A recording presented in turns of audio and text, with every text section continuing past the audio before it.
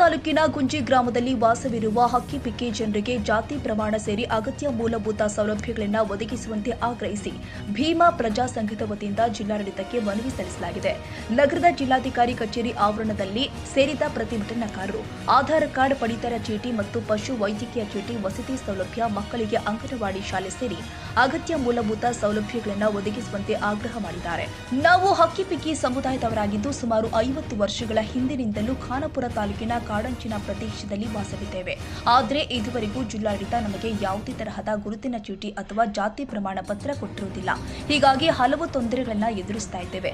ಅಲ್ಲದೆ ನಮ್ಮ ಮಕ್ಕಳು ಸಹಿತ ಶಿಕ್ಷಣದಿಂದ ವಂಚಿತರಾಗ್ತಾ ಇದ್ದಾರೆ. ಹೀಗಾಗಿ ಜಿಲ್ಲಾಡಳಿತ ನಮ್ಮ ಬಗ್ಗೆ ಗಮನ ಹರಿಸಿ ಅಗತ್ಯ ಸೌಲಭ್ಯ ಒದಗಿಸುವ ಮೂಲಕ ಅನುಕೂಲ ಮಾಡಿಕೊಡಬೇಕೆಂದು ಮನವಿಯಲ್ಲಿ ಒತ್ತಾಯಿಸಿದರು.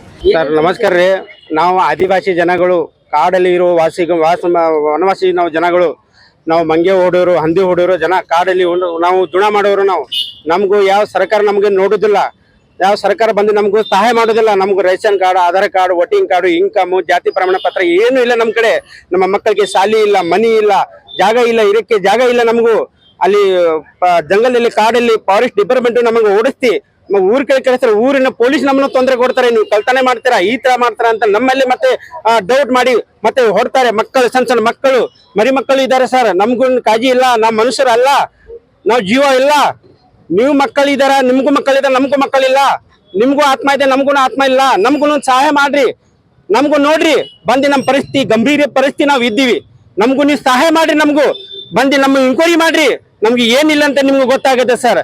ಬರ್ರಿ, ನಮಗೂ ಸಹಾಯ ಮಾಡಿ. ನಮ್ಮ ಆದಿವಾಸಿ ಜನಗಳು ನೋಡ್ರಿ, ಇನ್ನೂ ಜನ ಕಾಡಲ್ಲಿ ಜುಣ ಮಾಡ್ತಿದ್ದಾರೆ, ಇನ್ನೂ ಜನ ಕಾಡಲ್ಲಿ ವನವಾಸ ಮಾಡ್ತಿದ್ದಾರೆ. ಊಟ ಇಲ್ಲ, ಅದು ಎಲೆ ತಿಂದು ಇರ್ತಾರೆ ಕಾಡಲ್ಲಿ. ಫಾರೆಸ್ಟ್ ಡಿಪಾರ್ಟ್ಮೆಂಟ್ ಹೊಡೆದಿ ಕಳಿಸ್ತಿದ್ದಾರೆ ನಮಗೂ.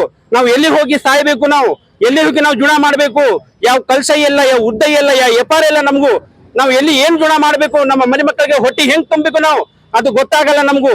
ಸರ್ಕಾರ ಬಂದು ನಮಗೂ ನ್ಯಾಯ ಕೊಡ್ಬೇಕು. ನಮಗೂ ಮುಂದೆ ನಮ್ಗೆ ಏನು ಐತೆ, ನಮ್ಗೆ ಒಂದು ದಾರಿ ತೋರಿಸಿರಿ ಸರ್ಕಾರ. ಇನ್ನು ಪ್ರತಿಭಟನೆಯಲ್ಲಿ ನಾಗೇಶ್ ಆದಿವಾಸಿ, ತುಳಸಿಬಾಯಿ ಆದಿವಾಸಿ, ರಾಕೇಶ್ ಆದಿವಾಸಿ, ಗೋಪಾಲ ಆದಿವಾಸಿ, ಸುಗಂಧ ಆದಿವಾಸಿ, ಅಂಕುಶ ಆದಿವಾಸಿ, ಹನುಮಂತ ಆದಿವಾಸಿ ಸೇರಿ ಮತ್ತಿತರರು ಪಾಲ್ಗೊಂಡಿದ್ದರು.